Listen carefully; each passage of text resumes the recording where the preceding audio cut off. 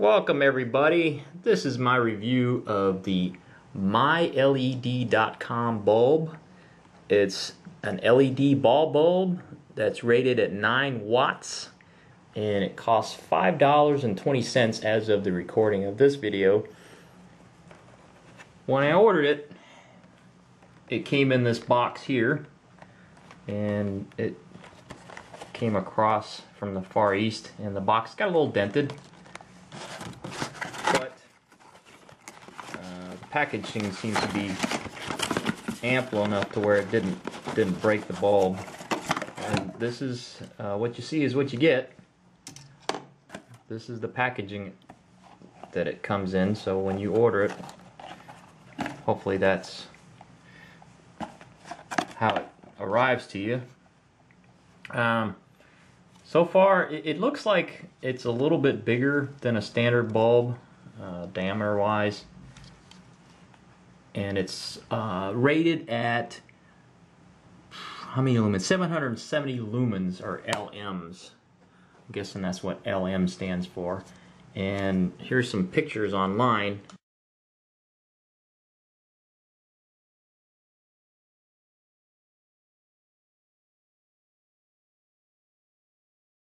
So let's give it a practical review. Standard screw apparatus here. I'm just going to unscrew this one bulb. These are 60-watt bulbs in here. No, but you can see it's quite a bit bigger than a standard incandescent bulb. So the base is a little bit bigger.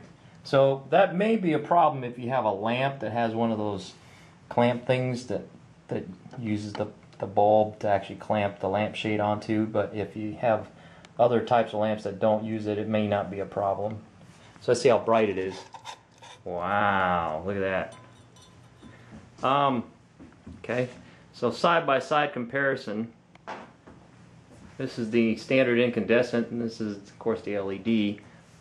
You don't have the light up here versus an incandescent has light all the way around, but and it's not a yellowish light. You see, it's a more bluish light. So obviously you'd have to have all 5 lights in this particular configuration for it to match up, but it's not bad. One thing I do want to say before I change fixtures is the nice thing about LEDs is you can touch them. They run pretty cool. I'm even touching way up into the base of the bulb here, or I guess the bottom where you screw it in, and it's still cool to the touch. So it draws 9 watts versus 60 watts from these, so it's definitely a big reduction in power usage. And let me unscrew these to show you how much light just the one bulb gives off. It's not exactly great lighting, but if you had 5 of them, it might make a big difference. It's good task lighting, so it'd be good for a desk lamp or something. So not too bad. It does broadcast the light down pretty evenly. So it's kind of like one of those compact fluorescent lights as far as the tone of the light, and it's not a real harsh light, but it's not warm like the yellow lights. Here's my nightstand. I've got one of those CFLs in there, and it does a decent job casting some light. So let me change it out and put the LED in there to see what I get. So you can see the light goes up and down and kind of broadcasts to the left and right there. So let's see what it looks like with the LED in there. It casts more light down than up and to the sides, but for 9 watts it's definitely bright enough to use in a nightstand application or even like a desk lamp application. Yeah, I'm pretty impressed actually. I like it. Let's try something else. Well, if you're like me and you forget to turn off the garage light, it could draw quite a bit of energy. So here's an incandescent bulb. Kind of show you the brightness of that, and then I'm going to change it out to the LED and see what it looks like. It's not as much light as the incandescent, but it's enough task lighting in the dark to let you see what you're doing. And for 9 watts, man, you can't beat it. Okay, here's my famous man cave area, and the only direct lighting I've got here is a CFL. There you go. And the problem with CFLs is they take a bit of time, probably like a minute, to get up to full brightness. It's not a big deal in most places, but this would be a perfect application to where most of the light I need points down. So let me switch it for the LED and give you an idea. I might do a side-by-side shot to show you the difference between the lighting of the CFL and the LED. Okay, here's the LED. To me, it doesn't feel as bright. In the camera, it looks pretty comparable. So, but to me, not so much.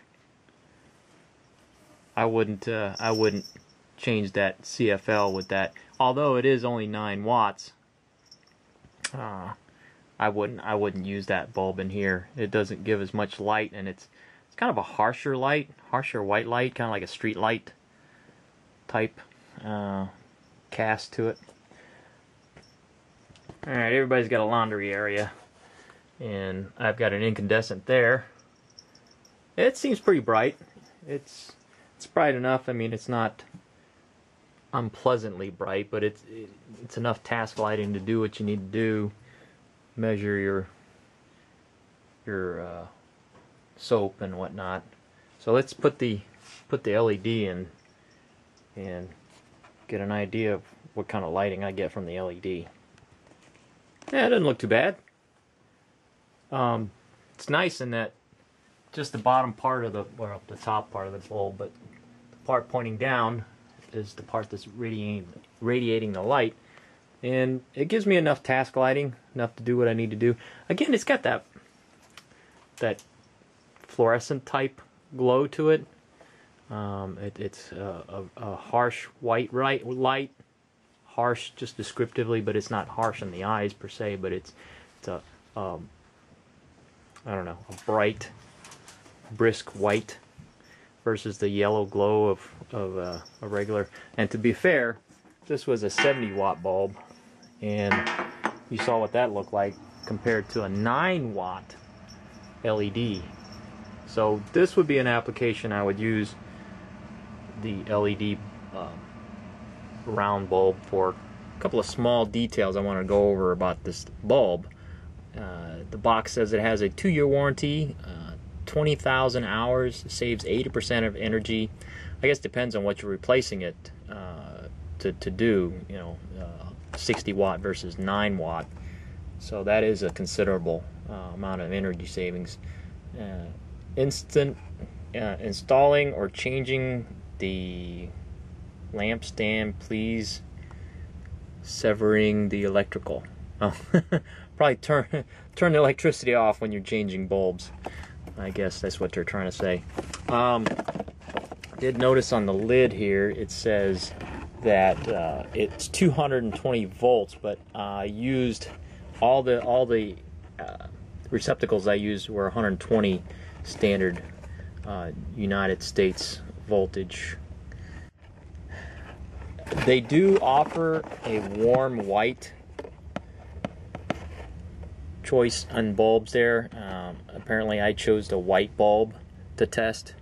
One other nice thing about this bulb, in that because it's an LED and because it's cool, it runs cool, they can make it out of plastic. So this lens here is actually plastic, and the whole assembly seems like it's plastic, of course, besides the connector here. So, you know, you can drop it and not worry about breaking glass. It's probably safe to use in the shower too, for a shower application, to where you know, you're not worried about splashing water on it and potentially shocking the glass and breaking it because it's plastic. I'm pretty impressed, actually. It's very light, and it gets the job done for, you know, $5 and some odd cents. Not a bad deal. That's all I got. Thanks for watching. Bye.